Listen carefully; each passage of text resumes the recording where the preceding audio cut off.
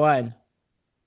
Hey everyone, what is up? It's Drew from the Drewsperience. I am back, refreshed from Asia, Japan, and Taiwan. Needed a break, but now I'm hitting the ground running. We got a country to save, Canada. So today's guest, because I wanted to hit the ground running, I didn't want the A list, I wanted the S list, the S tier, as we see when you complete a video game mission or a game. So today's guest are voices that Canadian independent media cannot ignore. At a time when legacy media is losing trust and Canadians are demanding conversations, Ryan and Tanya have stepped up, asking hard questions, challenging narratives, and creating space for open, independent dialogue across the country. They've built something authentic, grassroots, unapologetically Canadian, and they're reshaping how political conversations happen outside the mainstream bubble. They're a reason why I got involved with Canadian politics during the last election. They were one of a few examples, but I always like to say they were one of the first. And also, they're dedicated parents, most important to Vincent,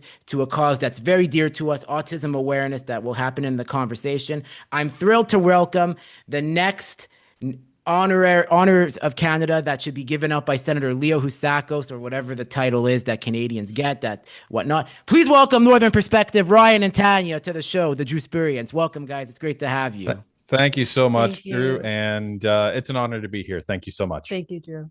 It's been a long time. I remember coming across you guys in 2024, because like I always my mind's like always a decade behind, and we're in 2026. So and I remember when I came across it, and it was during like on the Pierre rise, when like he was really like on the rise, projected to get that super majority, and I've been subscribed ever since. So guys, make sure to hit the like, share, subscribe button to their channel. This interview is not just my interview, it's their interview too. We collaborate together, because at the end of the day, there's enough success and subscribers, whatever, to go around. But yes, you guys really are like the gold standard, I feel, and you've given people like myself really the motivation to do this, because yeah, we need to have it. And I have to ask, so yes, I'm gonna ask some tough questions. The first question I have is, I know your viewers know this about you, but I'd like mine to know the people behind Northern Perspective. So can you tell us about who you guys were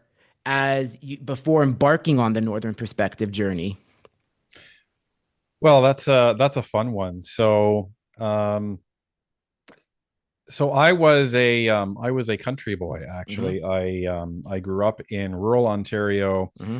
on a big patch of bushland of 40 acres conservation Mm-hmm. land, and um, I went to school for university for philosophy of all things, Mm-hmm. and then I started a career in IT just as a summer job, and I think it Mm-hmm. was the longest summer job that anyone ever heard of Mm-hmm. because I never left it for about 20 years. But I started at Alliance Atlantis Communications, and then they introduced me to this ridiculous thing called process analysis, which I thought I was going to absolutely hate, and but I put trust in my seniors, and I absolutely fell in love with it, and it became the bedrock of my entire career in IT.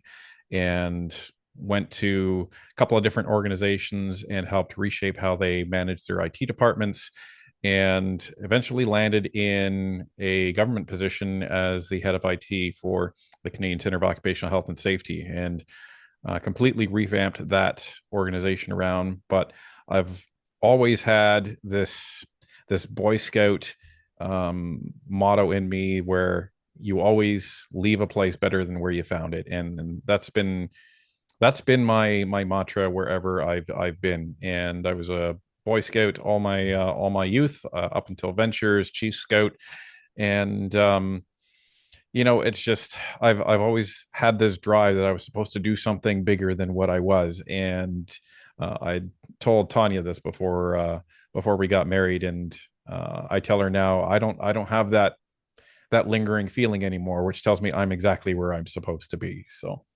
Amazing. And how did you And guys meet? so we actually met online, like all good nerds.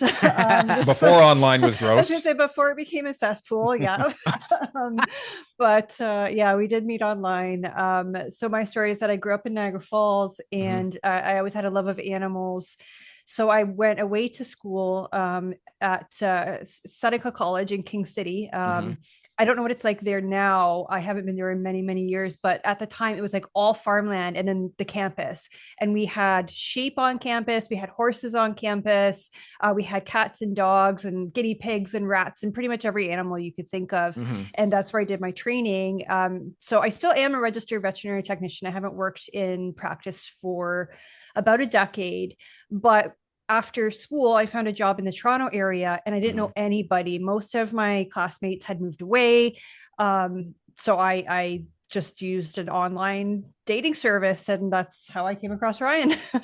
And I was the one to message him, just for the record. Wow, that's amazing. Look how how amazing that is. That's an amazing story. Like, we just come from anywhere. Because like a lot of people, like, they ask, how did I get involved in politics? I'll be honest, like my niche before getting into Canadian politics was I'm a content creator for combat sports. Like, so I do full contact karate. It's known as Kyokushin. It's the very aggressive form, as we could say. And I always felt like, okay, I did the photography, I did like the interviews with the fighters, and when I got into politics, I felt there's a similarity. Just one's not physical, where you're bloodying someone. You're like it's an argument politics. So yeah, that's what Yeah, happened. and that's funny because I know Kyokushin because that's one of the main disciplines of George St. Pierre, as you probably well know. Yes. Oh yeah. So followed the UFC for a while there, and I actually have a UFC one DVD autographed by Hoist Gracie. So that's behind glass and nice and safe. Wow, amazing. I have a funny UFC one story for you. When I was in Japan in 2023,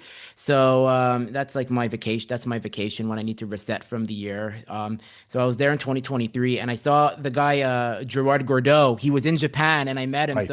And he's like so tall. And when I saw him, I was fanboying. I was like, I can't believe that. I'm like, that's Gerard Gordeau, and he is the most unfiltered individual I've ever met. Like, it's like F bombs, you name it. Like, what you see is what you get. It's like if he would be the worst person for a political comms team to have because they would have to be constantly in damage control of what he says. So great time. That's amazing though. Cherish that because that's like 30 years of like history right there. Oh, for sure. And me and my buddy, we actually got to go to UFC 200, the first UFC up here in Toronto. So we went to the convention there and everything. It was an amazing experience to be there. That's amazing. So I gotta ask this. So the next question is, this is something that's very dear to me, and this is why, like, and a reason why you guys motivated me because of what you do, but also how has being the parents of a child with special needs impacted your perspective on not only priorities but also politics? Wow, that's a heavy one. Yeah, I think in terms of politics, we found out very, very quickly Mm-hmm. that the autism supports in the province of Ontario are not Non-existent. very good. No. We'll just say that. Vincent was diagnosed in January of 2020 when he Mm-hmm. was almost 4. Mm-hmm. And then in March of 2020, just as we were like starting to get therapies and things together for him, we got this robotic call from the hospital that was, we're canceling all of your son's appointments and we don't know when they're going to be back Yeah, again because of COVID. yeah, So thank you and goodbye. he's basically Wow. discharged. Yeah. Good luck. And tens of thousands of families, receive that same call across the board. And we you felt abandoned. Yeah. Because it was new to us. We didn't know how to support him. Mm-hmm. So he was about 4 and he still wasn't really speaking. He'd said he participates in equine therapy where Mm-hmm. they put him on a horse and they try and do some therapy there. Mm-hmm. And the last lesson before everything was canceled before COVID, they got him to say walk on, and that was a major breakthrough at 4 years old, right? Wow. But we were left being his entire therapy structure at that point, and we just had to figure it out. And Mm-hmm. we had, the same experience as all these tens of thousands of families across Ontario and across Canada. And I call them the forgotten children of COVID because Mm-hmm. the system just left them and didn't give a damn, frankly, about them. Just as the system doesn't give a damn about autism when you turn 18. There's virtually no supports. It's really sad because it's like I was very lucky with my parents because they caught mine when I was around 2 where like I'm gonna ask this because you said he had to speak it was speaking, was he like also matching toys in a certain way or setting them up in a very organized manner, because that's how they caught it for I me. don't think so. He does every now and then, but it wasn't like often enough that we clued into it. Hmm. Yeah, It was mainly the speech. he didn't have the color matching. The other early sign is he didn't get upset when you tried to play with him. He didn't get upset when you changed his routine. So the eye contact was something, and he wasn't pointing. That was another one. So those were the early signs, and it was the milestones for speech that clued everything in. That was around 2, Hmm. and so it took another 2 years for us to be wading through the system to get diagnosed. And meanwhile, the system tells you, you have to intervene early. Well, I'm trying to, but you're not letting me. So It's really bad because now, like, we have that problem in Quebec with like Bill 2, because I'm in Quebec, and I'm sure you've heard about how controversial this new bill is. Like, people are losing their doctors, specialists left, right, and center, and it's just terrible because it's like, imagine you get that diagnosis. How do you find the support network? Because everything is just so overextended. Everything is just so like out of date. Like, it's like, what I like to say is like the problem with the health system in Quebec, as much as they say, oh, it's one of the best social services if you're in Quebec. Yeah, it's good, but it's still operating like it's in 1992, not in 2026, going into 2026. And autism has changed. The science has changed around it. Like, I remember for me,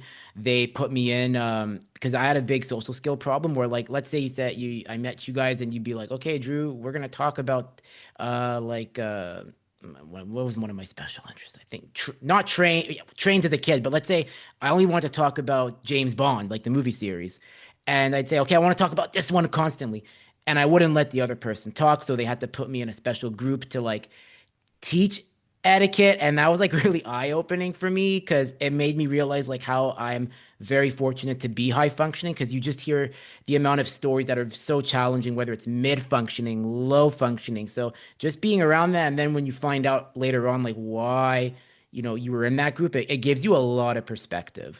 for sure. And one of the other things that was frankly just disgusting to me Hmm. is, so we hear about how autism at least was or is in Alberta, where they um when they assess the child, it's usually a 2 to 3 hour interview and things like that. So um we had a we had an intern student assess our son for 30 minutes, not even consult with the pediatrician, said, oh yeah, your son's autistic. And we became pretty angry, pretty quickly. Well, because it's a very significant diagnosis, Hmm. especially coming from an intern who I don't believe is permitted to provide diagnoses. Correct. No. And the other thing that I'm not sure if you see this a lot. We see it on social media. This belief that's going on around now, that all people with autism have superpowers because they see movies like Rain Man and they see movies like that one Predator movie, and they just think that every a kid with autism is a genius, and all they're thinking about is the savants. They're Yes. not understanding that that's like 1% of all people with autism, and a lot of other people with autism, they struggle with everything.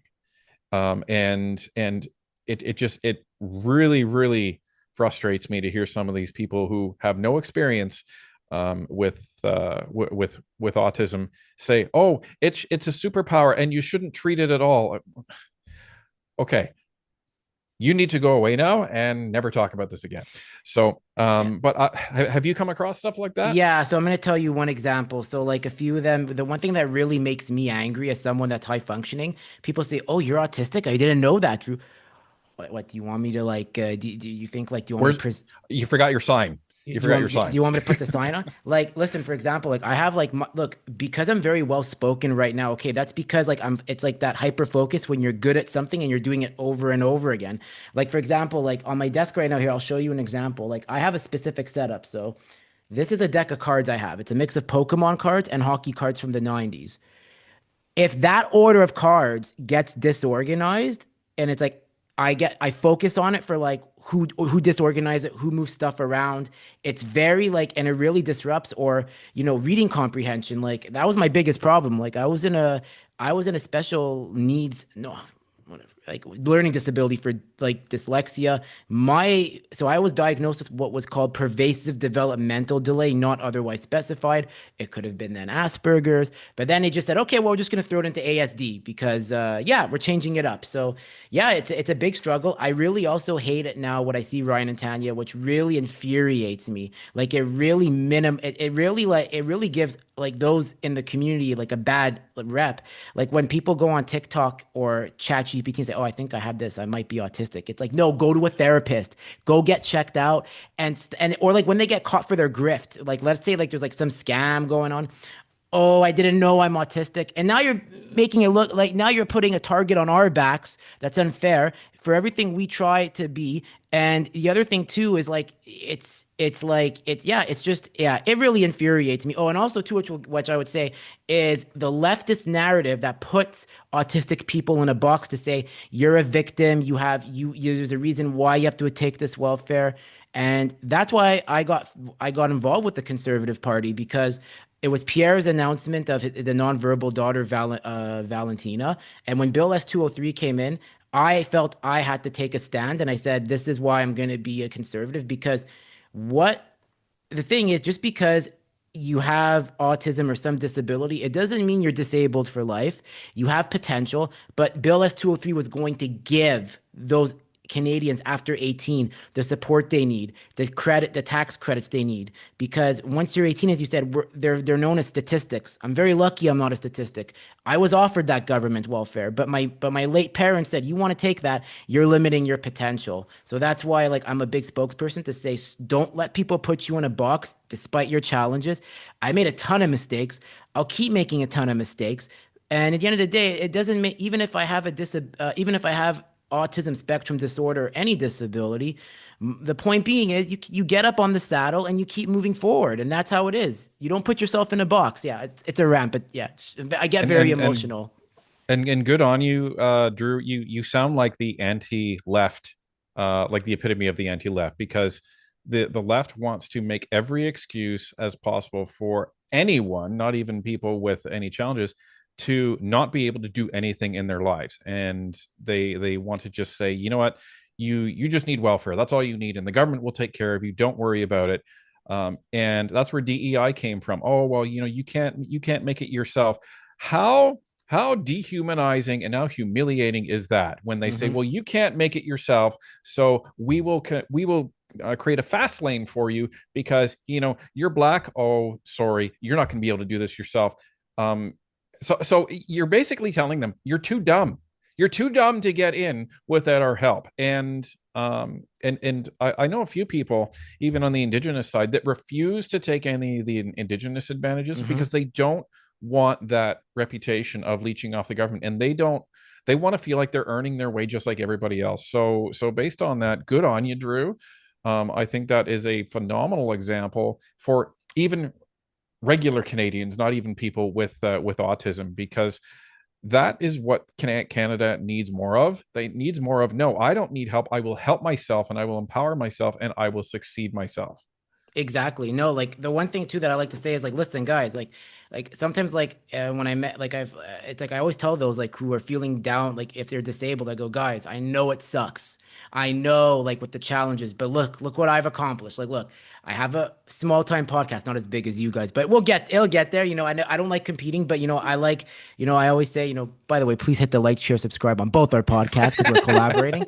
Shameless plug there. But no, like I also was able to get my BA in history. Good for you. I was able to get I'm a brown belt in karate. I've overcome a lot, like I lost both my parents before 30, my dad at 22, and then my mom, like it'll be 4 years in May from both from cancer, 8 years apart. So it really gives you perspective, and it's like you really see like a lot, and that's why like I don't let the left or anyone define me. Like, listen, if you want to do that, then I'm not going to swear because I got to keep it professional, but stay in your lane and I'll stay in my lane. There's a reason why you're on the sidelines. Like I just get very irate when people try to put me in a box. Like there's a reason why I call myself like, whether you watch a movie or anime, an anti-hero, because it's like I'm not a hero. Like I've made You're Black mistakes. Adam.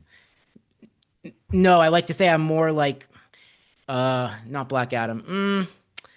No, not Venom. I'd say more Wolverine. Wolverine's pretty cool. Deadpool. Because I There you it's All go. right. Deadpool because I don't do optics. Like that's the thing. Like when people say you should run for, listen. By the way, shout out to Dan McTeague who said I should run like with people like yourself and Mario. Dan, I love you. Like you're amazing. Like I love texting you, and I know you're busy. And by the way, he'll be on Northern Perspective tomorrow after this recording. So make sure to follow Gas Price Wizard too. Shameless plug again, but I can't run. I rather be within this behind the scenes. I know I've thought of it, but I rather just be myself, like where I can't be censored. So yeah, I know my place. But if something happens, let's see. Well, the only thing that I'll say to you, Drew, is ride the wave of life. This is what I tell people.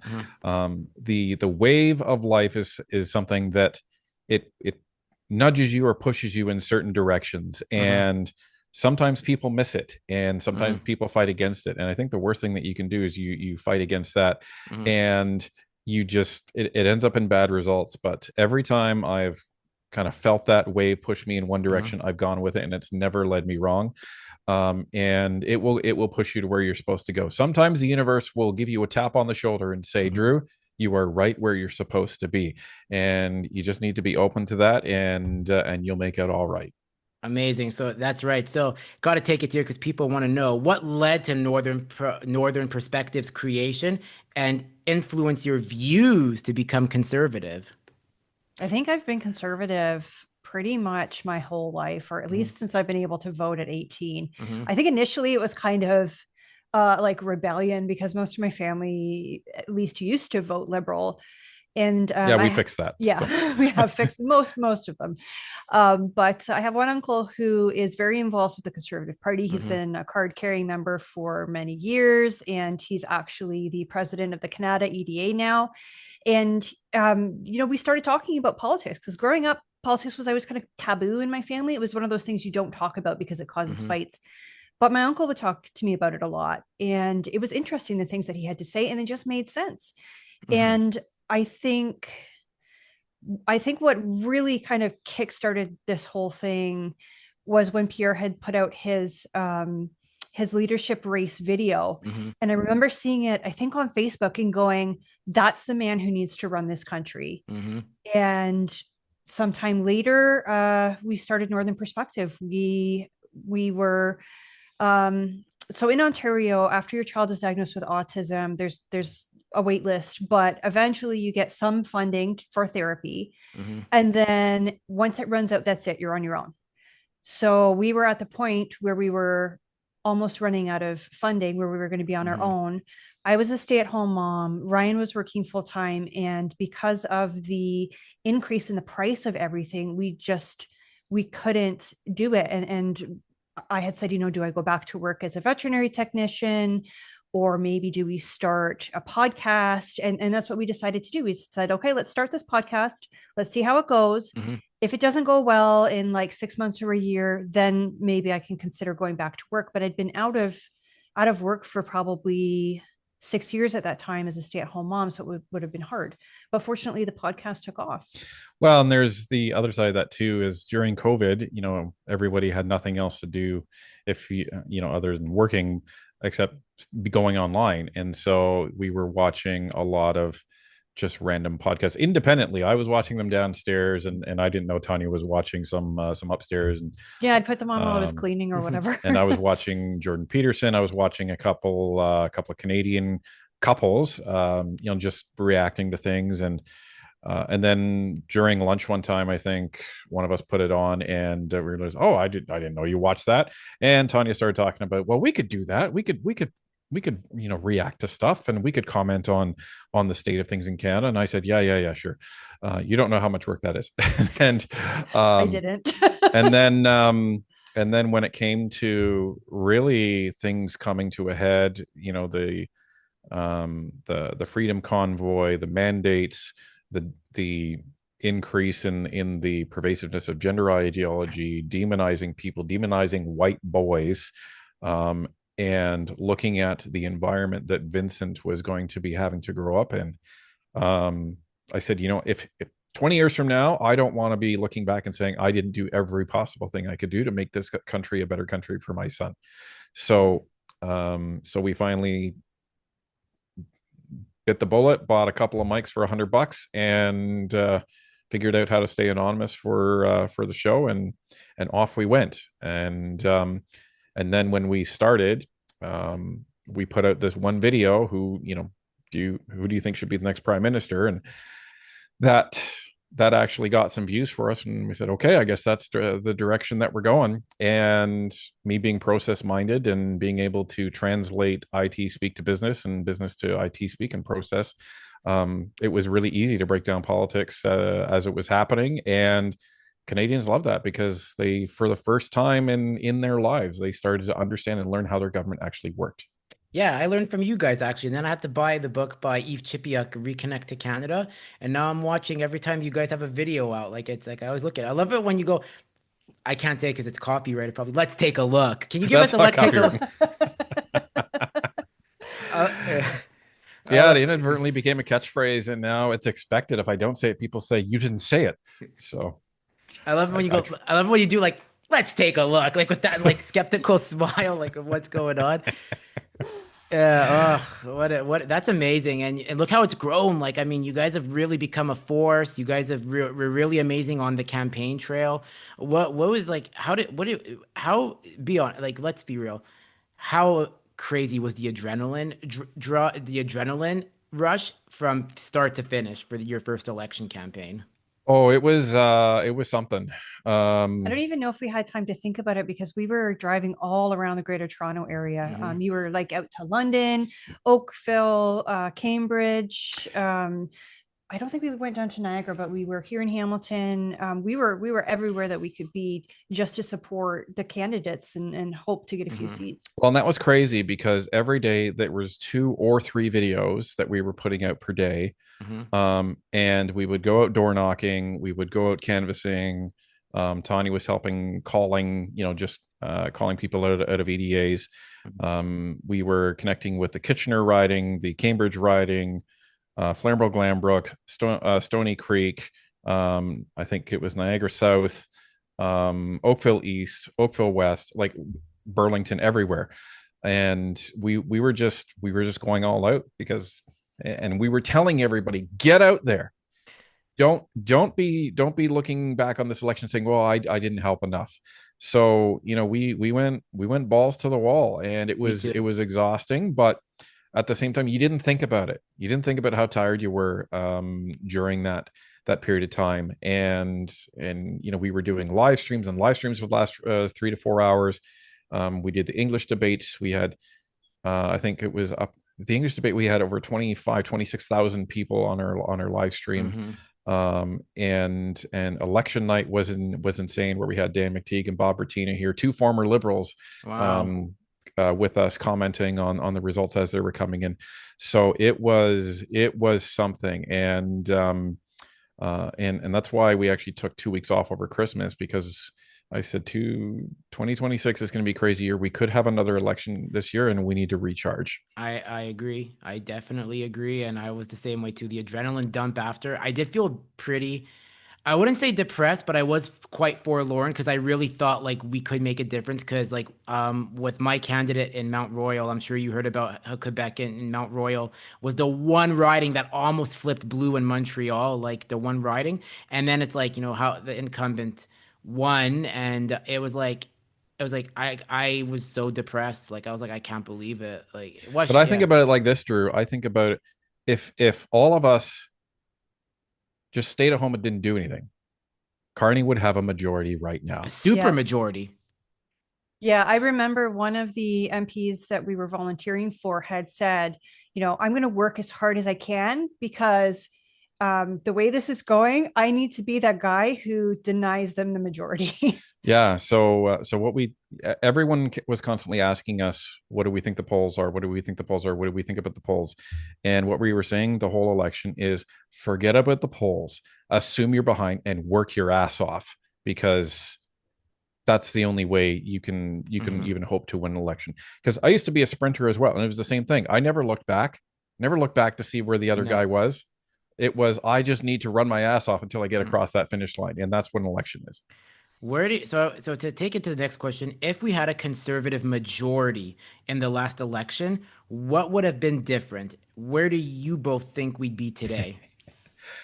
Well, a lot would be different. We'd probably have shovels in the ground for a pipeline by now. Hmm. But we would be seeing a lot of legislation repealed. We'd be seeing Bill C-11 repealed, Bill Hmm. C-5 repealed, Bill C-75 repealed, Bill C-18 repealed, Bill C-69 repealed. A lot of bad legislation that the Liberals put in would be gone. We Hmm. would probably seeing a downturn in violent crime right now, Hmm. because criminals would actually see, oh, I'm actually going to be punished and I'm not going to be getting it on bail for committing crime. So that would be something. We still would have had the problem with Donald Trump that would have been here, but I think we would actually have a trade deal at this point, and it probably would have involved some sort of collaboration on pipelines and gas infrastructure in Canada. We'd be having mines, at least permitted now at this point. We would see more investment coming into Canada. And the other thing that would be very different is Northern Perspective would be turning its view not towards the Liberals, but to the Conservatives to make sure they do their job, because Hmm. that's what we committed to and that's what we intend to abide by. Because just because the Conservatives get in doesn't mean we need to take our eye off the ball. And we warn them every single time we see them. We say, We do. just remember, when you get in, we will be watching, and you don't want us to come after you because it will be twice as bad as coming after Trudeau. Wow, that makes sense. And I like how fair is fair. Like, there's no, you can't just like put your sword into the ground and say, okay, we're done. It's great. No, you got to hold the government accountable. And that's something too that that I'm very passionate about. Like aside from Canada, like right now, like I'm in a group with several in the Iranian diaspora who are fighting, I'm second generation Iranian from my late father's side. Um, they're fighting for their freedom right now, like without weapons, like they're unarmed and they're using whatever they can. I'm sure you've seen it on X or wherever, and it's like it's really like it's hard to watch, but then it gives you that hope. It's like, why am I complaining? And it's like, if they could do that, I could do that. So yeah, and it's like when that revolution's done, like we've said, like we have to make sure that whatever government comes in there, like it honors the people and they hold their account. Like we don't have this like situation like 1979, because weirdly, Ryan and Tanya, I am very worried about what's going on. There's a lot. I'm seeing a lot of this pussyfooting or flirtatious game that the liberals and the left are playing with authoritarianism. And once that gets in, you can't get that out. And it's like and that's the thing. And that's why like we need to call out the censorship bills, which I'm sure are very, very significant to both of you. Yeah, absolutely. With Bill C-63 from the last parliament, the Online Harms Act, we were actually on the witness list to Hmm. go and testify against it because, well, number one, Ryan is an IT professional, Hmm. but number two, that affects how independent media operates. Who's to stop the liberals from saying, okay, well, you guys are speaking out against us, then that's hate speech and you have to shut down the channel, we're fining you, you're in jail, whatever it happens to be. And people say, oh, that won't happen. But that's what's happening in Germany. People are facing consequences for speaking out against their own government. Yeah, there's over 800 lawsuits from the government against its own people for speaking out against the government in And Germany the right now. UK, the UK Yeah, too are seeing this where they're showing up to your house and be like, "Hey, you yeah. said this on," and it's like ooh, and it's like, listen, like I always say, for example, like I'm blocked by my MP. I'm not, it's unfortunate, and he's not allowed to do that, but whatever. That's what besides the point. But it's like yeah, it's like if it's like I always say, if someone threatens or says I'm going to end you or do harm, that's worth That's a different reporting. ballgame. That's a different Yeah. ballgame. But if someone says, hey, I think you are an asinine fool.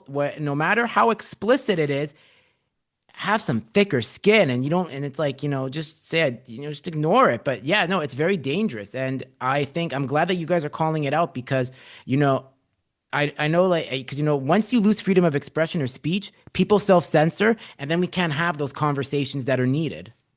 Well, the issue is if you lose freedom of speech, you lose every other freedom that you have, because freedom of speech is one of the only ways you can actually advocate for those other rights. So it is very, very dangerous to surrender that freedom of speech so easily, because as soon as that's done, the government can take everything else, because then you can't protest, you can't rise up, you can't write letters, you can't speak out, you can't do anything. And it's very, very dangerous, and it's this creeping totalitarianism that they talked about before. And the issue is it always comes in the guise of, it's for your own good, it's for security, we're It's for trying to your own protect you. protection. Yeah. And no, we have laws. Enforce the laws that we have. We don't need new laws. And this is where Bill C9 has really, I think, ignited a fire in all of the religious communities, including the Muslim and the Christian and Jewish faith. I think the bill started off as something that they initially thought maybe this is a good thing, but then it was completely distorted by the amendment that the bloc brought in, to now removing that safeguard in the criminal code that you can be arrested for preaching whatever you preach in whatever church you are in whatever faith you are in. And that should terrify everybody of every religious community as well as non-religious community, because if they can do it to the religious people, then everybody else is fair game. Yeah, like you're not going to be able to say, "Oh, I disagree with Mark Carney." They're going to say, "Oh, that's hate speech. You're against the government." Well, Or and who defines it? That's the exactly, question. Exactly. Who exactly. defines hate speech? And how do you trust that that person for all time is going to be fair about that? Exactly. Like the one thing too that really bothered me during the election was when I came out conservative. I always say this. It was like I love to quote Melissa Lantsman, where she's like, "It was easier to come out gay than to say I'm Yes. conservative." And I said when I came out saying I'm supporting Pierre Poilievre, the amount of hate I got, and all I said was, "Look, I'm supporting him because of Bill S-203. I want affordability. I don't believe Carney. I think they're just going to make things worse. And I don't think this whole Trump thing is a big deal. Like Trump's doing, don't blame Donald Trump for why he's attacking Canada. Blame the government that's been doing it for 10 years, which is the Liberals. Trump's doing what he does to protect his country. And I'm not saying that as like a spokesperson for Trump. Like I don't care what Trump does. I'm very indifferent to Trump, but I will say that Maduro capture was pretty badass. I don't care what anyone says. That was epic. That was so out of a movie, and I never get tired of watching the airstrikes done on the anti-air defenses in Venezuela. But no, like it's like, and when people were saying like, I don't really care about Trump in the election, that people don't understand the context of words. You're a Vichy Canadian. Do you understand what Vichy means? Do you know like how much like weight that term carries if you don't understand history?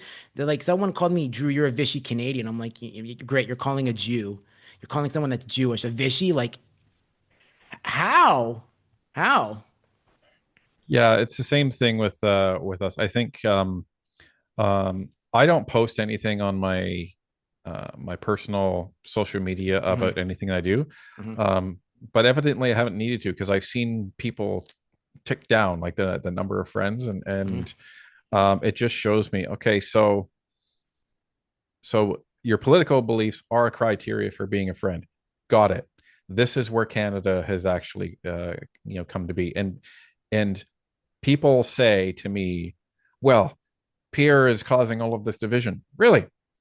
Well, I hear the left using this term Maple MAGA all the time. Where did that come from?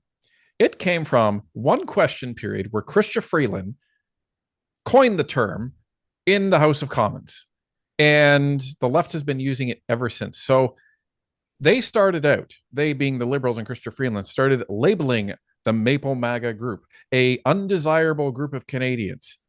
And when you have governments starting to do that, everyone should think back to 1938. Hmm. where the National Socialist Party started labeling an undesirable group of people in Germany. And we all know how that turned out.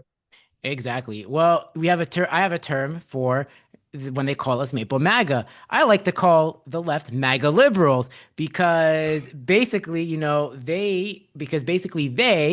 they are basically like clapping for Carney, and Carney bent the knee to Trump. So I guess that makes them MAGA liberals. So yeah, so you gotta fight their law. You gotta fight their logic to with them. It might not come off good there, but I gotta credit my friend James for coming up with that. So sometimes he would go up like when people say the most outlandish stuff, they go, "Oh wow," they go, "You're such a MAGA liberal." Did you know that Carney bent the knee to Trump and he was sucking up to him? That so you must really and But Carney it was also all yeah. strategy, Drew. It was all strategy. That's what we keep Oh being my told. God, it's nuts. I got to ask this. So next question is, I know you probably answered this with what would have been done, but in a conservative-led government, once it wins, what are the two biggest issues needing action? I think you said that with like pipelines and crime, but is there any others you want to add? Because I think we have a whole Christmas list. There's so many. Affordability is huge right now. I think this year, 2026, is when people are going to start losing their homes, unfortunately, because many people bought in 2021 when Hmm. the interest rates were extremely low. Hmm. And now that interest rates have gone up, I don't even know what they are right now, but they're much, much higher than they were in 21. And, Well, they're and 4 or 5 times as high as they were. yeah, so I think unfortunately people are going to get sticker shock when they have to go renew their mortgage, and there's going to be problems. Hmm. And not only that, but the price of homes has fallen. Um, one of our neighbors was trying to sell, and back in 2021, he could have gotten, let's say X plus 200, Hmm. and now maybe he can get X minus 100. Oh. So like there's a significant difference. Yeah, there's going to be a very big debt problem in Canada this There year. already is though, and that's the Um, problem, is that Canadians live off credit. And there was a report recently, and you'll have to forgive me, I don't recall the stat exactly, but the average Canadian family is spending, it's definitely over 150% of their paycheck. Hmm. well, I don't recall the exact number, but it's higher than 150%. and we were actually in RBC, and this was 6 months ago. We were Hmm. in RBC, and I was asking the senior account analyst, and I said, just out of curiosity, um, are you guys denying a lot of um, applications for credit right now? And they said, yeah. And we have a lot of people coming in, and they're not asking for loans for cars anymore. They're not asking for loans for houses anymore. They're asking for loans to pay their bills. And That's bad for a country. and um and they said, and we're denying a lot of them because when a person can't even pay their bills from a bank's risk profile perspective, when are they going to pay that back? Hmm. And this is the issue. And now people are putting all of their bills on credit cards. And um, we saw that food bank came out this week. Food bank use has doubled since 2019. It went from, I think, 900,000. We're over 2 million now. Hmm. And that is frightening. And we're seeing security guards at grocery stores now. We're seeing barriers at grocery stores now. Yeah. We never had those. And why No. are they there? Because people are stealing food because they don't have any food. Yeah, people aren't stealing TVs or radios anymore. They're stealing the things they need to live, like baby formula or food at the grocery store. Those are So very bad signs. the irony, and we've said this before as well. I think the silver lining of this last election is the Conservatives didn't win, Yeah. because I think if they did, they would only be in there for one term, Hmm. because of the tariffs and all of this stuff. It has just exacerbated everything. So when they get in, the first thing they need to do is keep Canadians safe. Hmm. So they need to address crime, and they need to deal with that simultaneously. But the second thing is, yes, they need to go after affordability. So they need to lower taxes. And that means that they need to cut some government programs and get rid of a lot of this excess spending. So that will at least provide Canadians some relief. And then they can start to go after the short-term and medium-term economic issues to resolve those, and then plant all the seeds for the long term, which, you know, Canadians aren't going to see the benefit from between 5 and 10 years, which are these pipelines. People say we need a pipeline. Yes, we do. The problem with pipelines is it takes decades to build them. So you need to get the shovels in the ground now in order to actually get that going. Sure, let's unlock the Ring of Fire. We need a road. Roads in Canada take a long time to build because we have the longest road builders Regulation. and never mind, once the roads are up there, you have to get the infrastructure up there to actually get these things done, water, electricity, and everything else in between. And then you need workers to go up there. So this takes a long time to actually cascade through the system. But they need to start all of that now. So I would expect them to have what's called an omnibus bill as one of their first pieces of legislation that has hundreds of changes to the legislation in Canada in order to actually enable all of this stuff. Follow that up with their budget bill on how they're actually going to achieve that and spend that, and then the budget implementation bill, which comes right after that. So that's what I would expect to happen within the first 90 days of a Conservative government.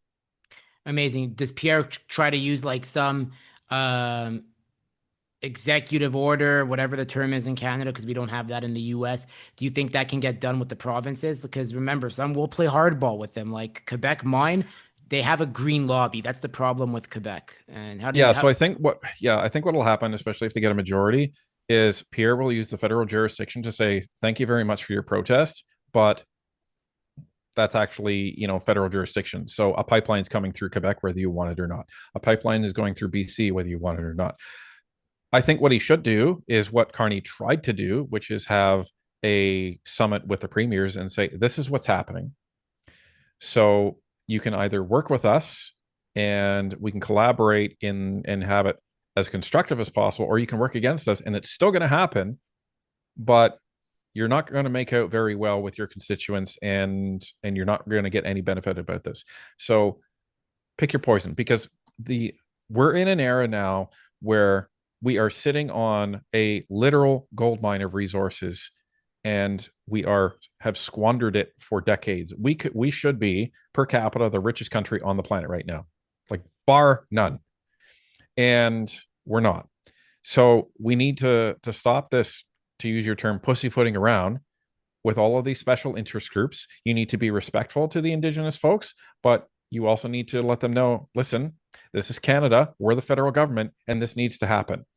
And we're not going to let people say, well, no, I don't want it just because.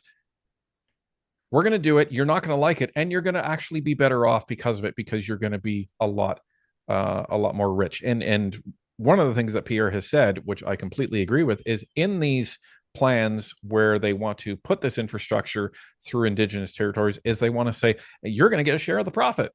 So, but not only that, it's going to create jobs along the way. So if you are the premier of BC, for example, and you're saying, no, we don't want a pipeline, and the federal government's going, well, it's going to create X number of jobs, people in that area are going to be like, well, I want one of those jobs because it's a good paying job. And not just jobs building the pipeline, right? There's going to be places where we're going to be putting LNG plants. You're going to need people to work at those. And there's going to be places where they need to go where they may not be communities. So now you're going to have new communities, which means restaurants, which means banks, which means all the support services, which are brand new jobs that wouldn't have existed otherwise. It's like a gold rush coming into Canada by setting this stuff up. And every gold rush created brand new communities with tons of surplus supporting jobs that were not there before. And this is what can and should happen, and it's going to happen eventually. It's like you're being kicking and screaming because you won the lottery. Oh, I don't want to claim my lottery ticket. Well, we're taking you there anyway. And when you finally get it, you're like, we should have done this a long time ago. That's what's going to happen. Exactly. So true. And also too with the military as well. Like, oh my God, the one thing that really grinded my gears, everyone became an expert on Gripen 39s versus F-35s. And it's like that anger, like Ryan, Tanya, I'm really sorry to say this. The autistic rage that I had because I played Ace Combat on PS2. It's a video game. It's a video game. It's not reality, but you take the F-35 and F-22s, okay? The Gripens are nice. I don't want to hear the 12,000 jobs, this and that. I loved roasting everyone that thought they were a combat aviation expert. I would always say, but the kill switch, I want the F-35. The 12-day war between Israel and Iran proved how the F-35s can last. So be quiet, go to Lockheed Martin and get the F-35s because they're next door to us and Sweden is across the pond geographically. I have Lewis Black like aneurysms almost when I see this stuff.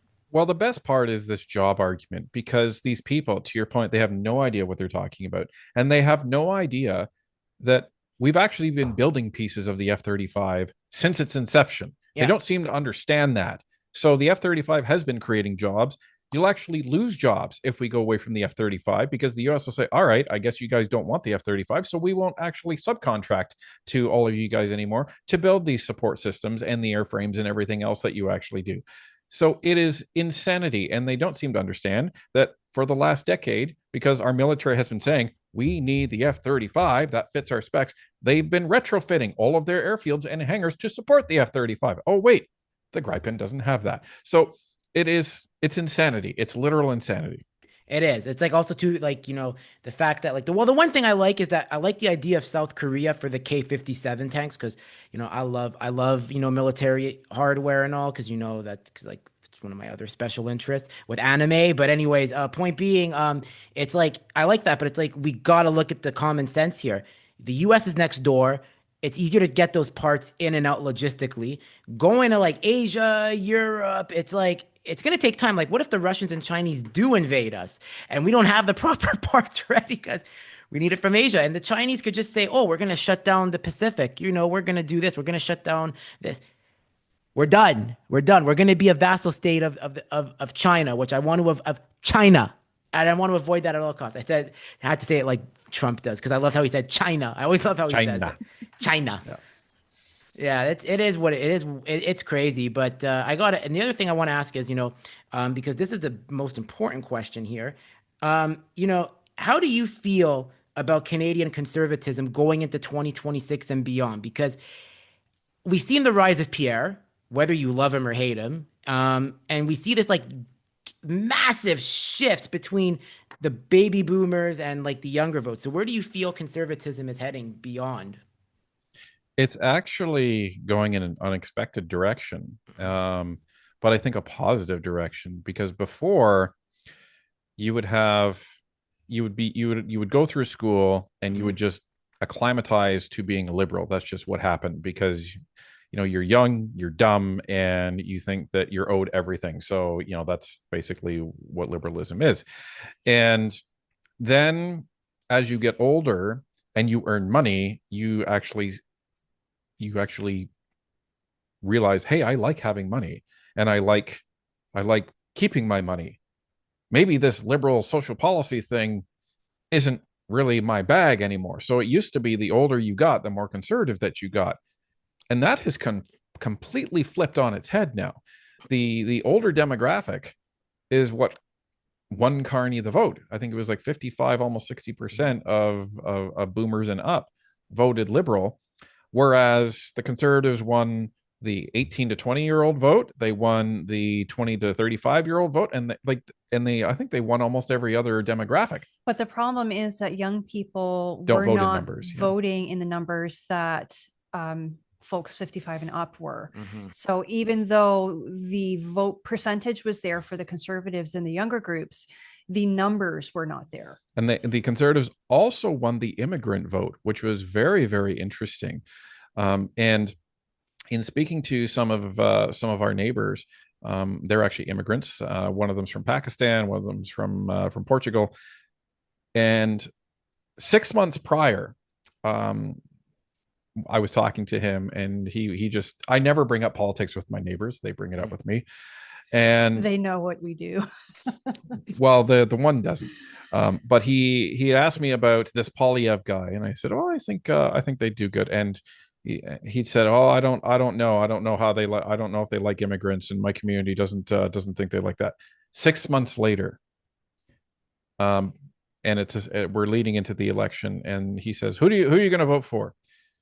I said, I think I'm going to vote conservative. He's like, yeah, I'm voting for that Polyev guy. All these stupid liberals have completely sold us out. Because here's the issue: all of these immigrants that came in under the conservative and previous, I'm not going to say the conservative, the previous immigration system, which hadn't been touched for decades, they came in under the point system. They earned their way in.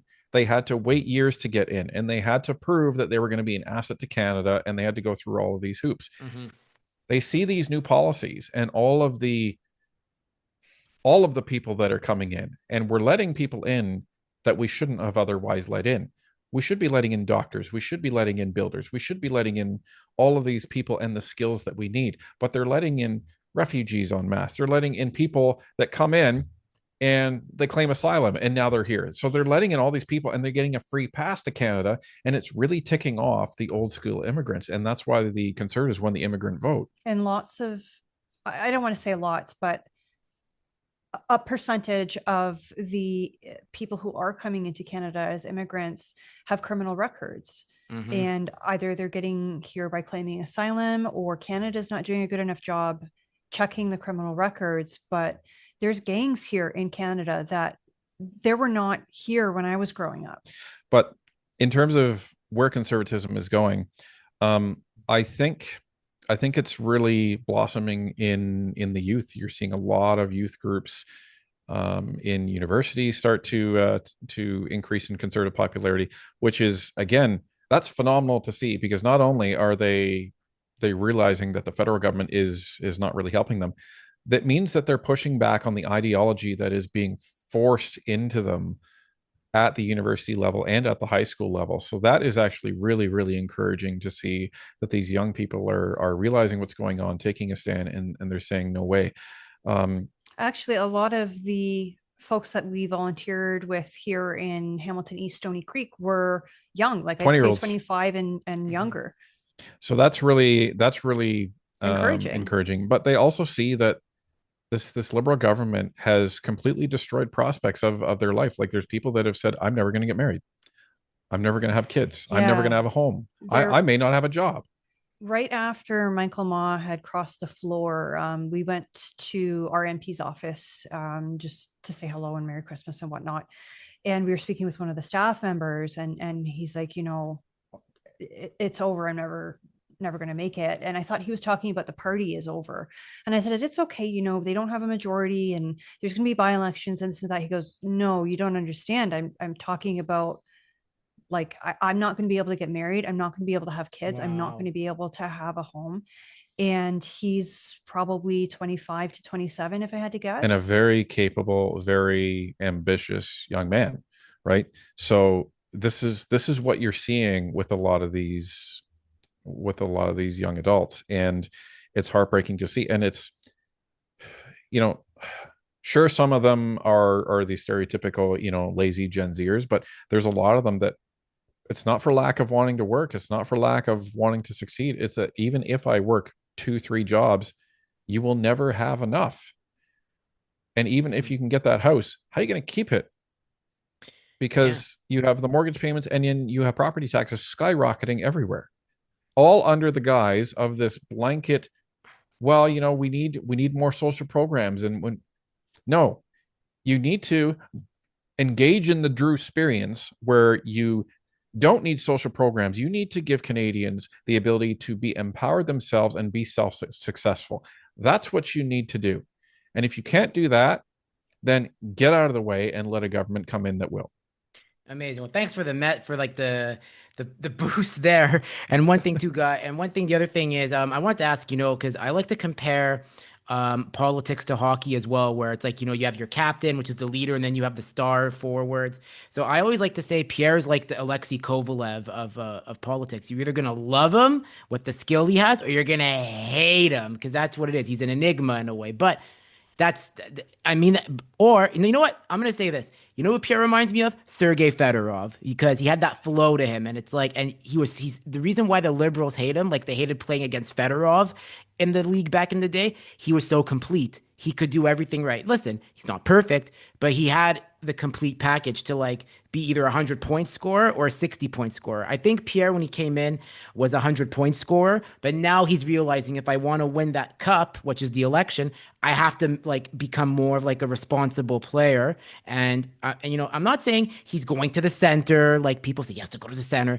I think he's figured out a way how to, whether you love him or hate him, like be in that sort of a middle, but keep the soul, like his principles at the end of the day without selling them out, without selling out the grassroots that got him in there to the first place. But you have other candidates, and I'm not saying, oh, they're going to vote against him, but on that bench, who are your favorite candidates to watch in question period that Canadians should keep an eye on? In question period specifically, oh my gosh, all of them. Like seriously, all of them. Our MP Ned Curick is absolutely amazing in question period. Um, when you are in the house, you won't see this on CPAC. It has to be when you're actually there in the house. John Barlow is the best heckler on the conservative side. He is hilarious and amazing. And you know, I always love Andrew Scheer because he's so process oriented Mm-hmm. that as soon as something goes wrong that they're Mm-hmm. not like that the liberals aren't supposed to do, he calls it. And I've seen where he's walked up to the table, grabbed the green book, and pointed out exactly what went wrong. And I think it's very valuable to have somebody on your team who knows the rules. To use your hockey analogy, Andrew Scheer is that specialty bench player, Mm-hmm. that guy that, you know what, we're on a penalty kill. It's the third period. We need to keep the goal out. This is the guy that we're putting on. He hasn't played more than 5 minutes the whole game, but he's the guy that you put in and you trust with the game on the line because he's been speaker. He knows that rule book inside and out, and you put him in. But some of the ones that I love is it's great to see Garnet Jenna stand up because he's just dripping in wit, and he's very very quick on his feet. Melissa Lantzman is always really a pleasure to listen to her stand up, and give it to them. She's not there now, but I used to call her the mom of Parliament, Michelle Ferreri, because whenever she stood up, she would give you that mom dressing down if you Yeah, were the Liberals. Like exchanges between her and Mark Garrettson are just they're so legendary. amazing to see. Yeah. It, But there's, as Tanya said, they have such a roster of capable MPs. Almost any of them could stand up and really take the place. It's like, Pierre's Mario Lemieux, and every single other conservative is Yarmer Yager. hmm That's a great analogy. And yeah, when Michelle lost, I'm telling you, the biggest losses that we had from that election was Michelle and Rick Perkins. Because yes, Michelle was like the mom, but she was like the cool mom, and it's like she understood, and she was always willing to learn and listen. And shout She's out the to mom Michelle. that lets you drink in her house. Exactly. She's the cool mom. So by the way, Michelle, we're waiting for you to come on both our shows, Northern Perspective and the Drewsperience. I know you're very busy, but listen, we get it. She's got so many skills to her repertoire. And you know, I always said when she lost, which was like that was a hard one that I took because I really thought she was gonna win Peterborough, but they did the redrawing, and then we could also get into the Pierre with the longest ballot scam, which I think that was targeted to get to him because they're scared of him. But I I think think they're scared of us now. Yeah.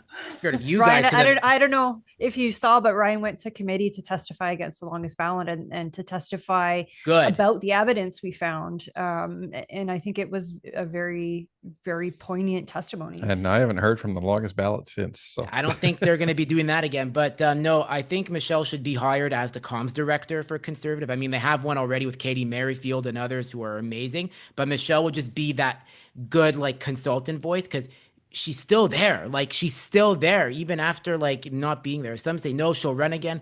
I don't think, listen, we can't go in her mind. I don't think she needs to run. That's just me. I think she would be so amazing in the background because she can be herself. She could be really more like, honest. And I think we're lucky to have even those who lost. We're still lucky that they're part of the family because it shows that Pierre wants to keep them. I feel he doesn't want to let them well, go.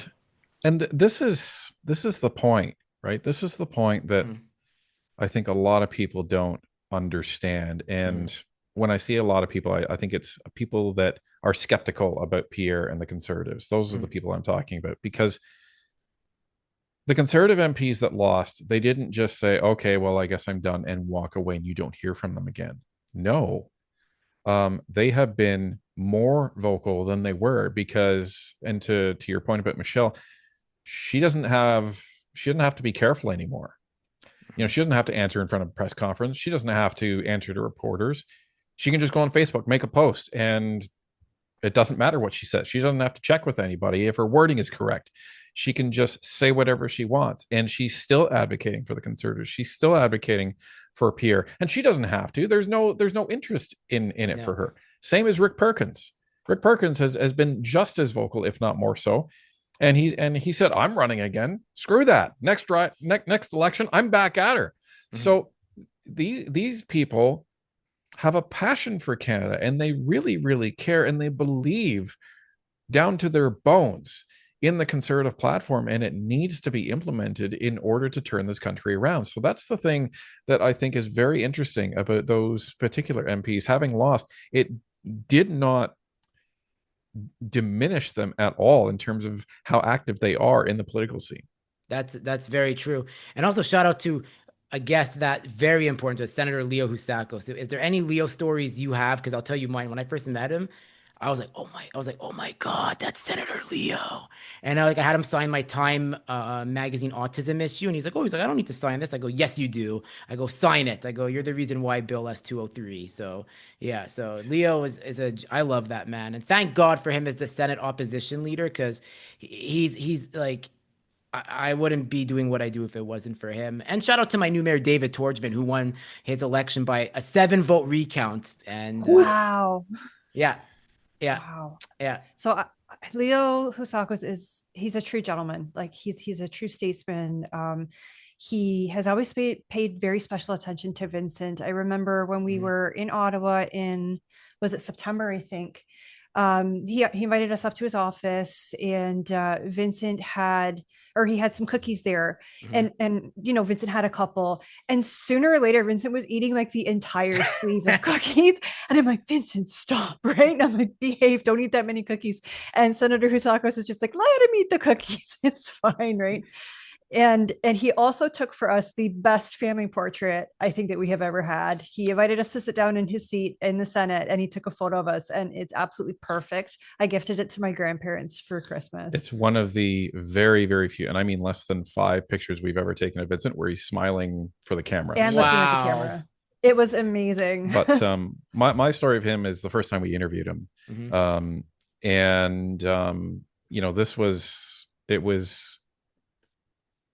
It was really something to get a senator. And I remember walking into his office, and he was on the phone, and he was speaking in a very serious French voice. And his staff were, they were great. And they said, just start setting up. And I said, okay.